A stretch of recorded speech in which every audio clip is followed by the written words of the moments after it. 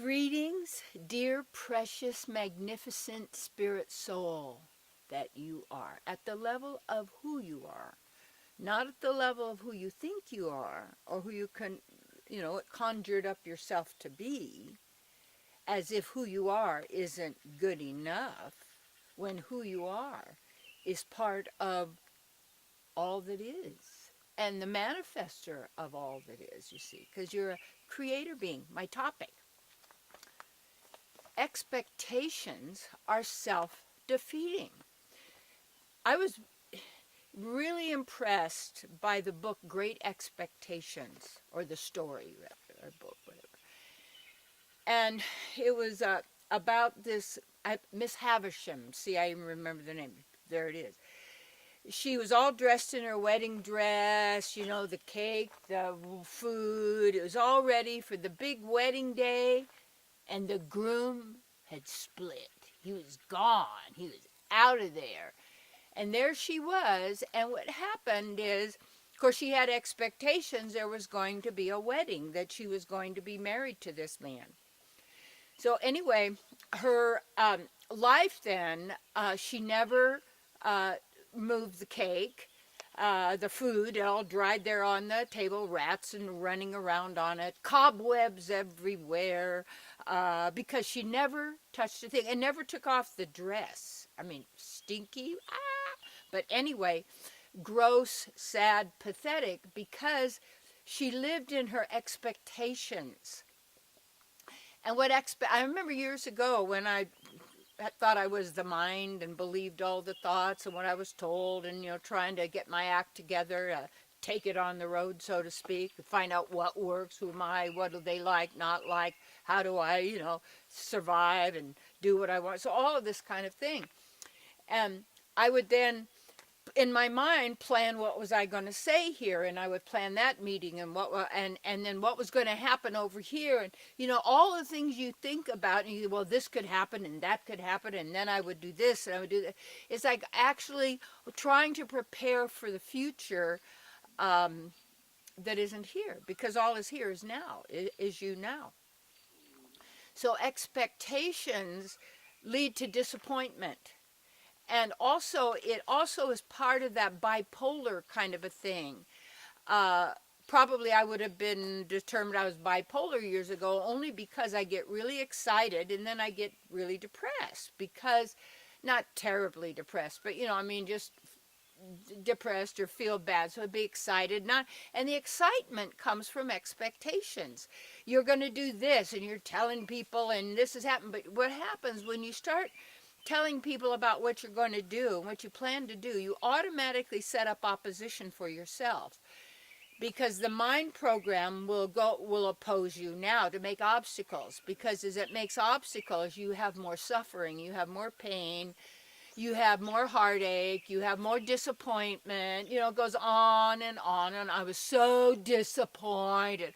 I can't handle my disappointment. You disappointed me. You didn't fulfill my expectation. It goes on and on. Then blaming you, not the way I thought, and you were going to do this, but you didn't do that. And then we're blaming who did it.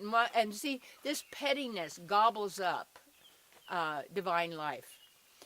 In that sense, people are living in their expectations instead of being now in the power of who you really are. So we're always looking to see what could we do to fulfill these expectations. Why? So that we could be happy, feel good, and be out of fear. And people say, well, how are you feeling? Well, I'm feeling no pain. Well, what is that? When you yourself are pleasure of the divine, your nature is pleasure. And so what happens then with expectations is that we're depending on someone or something from the outside that's going to give us satisfaction, feel good, make us okay, give us something that we need or something that we want, and all of that.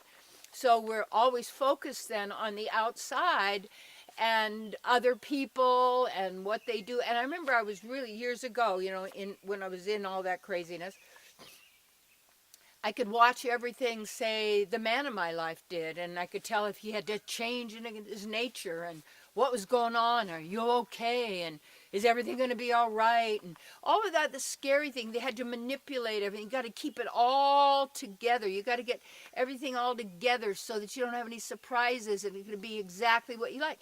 So what you have is when that psychotic or that neurotic kind of, because it can be psychotic, neurotic attitude, because being controlled like that by fear through the mind, a machine, that to the extreme, then they want to control everybody, humanity, animals, nature, dominion over, thinking that means take over, destroy it, use it, all of this kind of a thing. For it's always trying to get something from an exterior power source to source and empower them so that they can actually be released from the fear. And so take a look then how expectations are self-defeating. And here's a little clue for you, because start to notice what's causing your distress. Start to notice when you get upset. Start to notice why you're blaming others.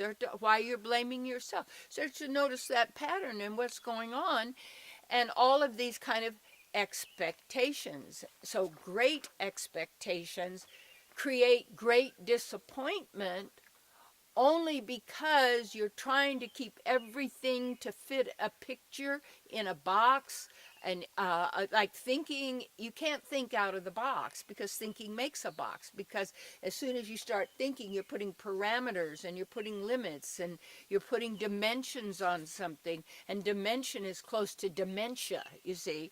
So how you handle this is basically, yeah, you set up something.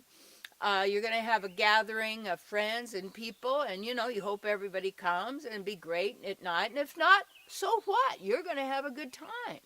You are a good time going somewhere to happen, or you're a bad time going somewhere to happen, because if you allow then the mind to control you instead of you being centered in yourself.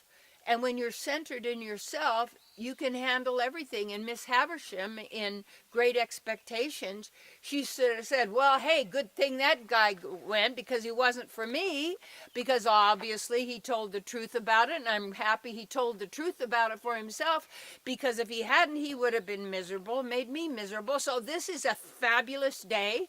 You would have had your party anyway, invited your friends, danced the night away in your wedding dress. Next day, clean up the thing, get it going, and get into your grand and glorious life. You see that? Oh no, I could sit and wallow and blame and talk and just remind everybody of the past. Over where is it?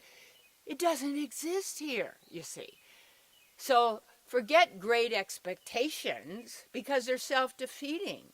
And when you're right here in the center, you see, you can move and you can groove and you can flow and you can basically have a good time.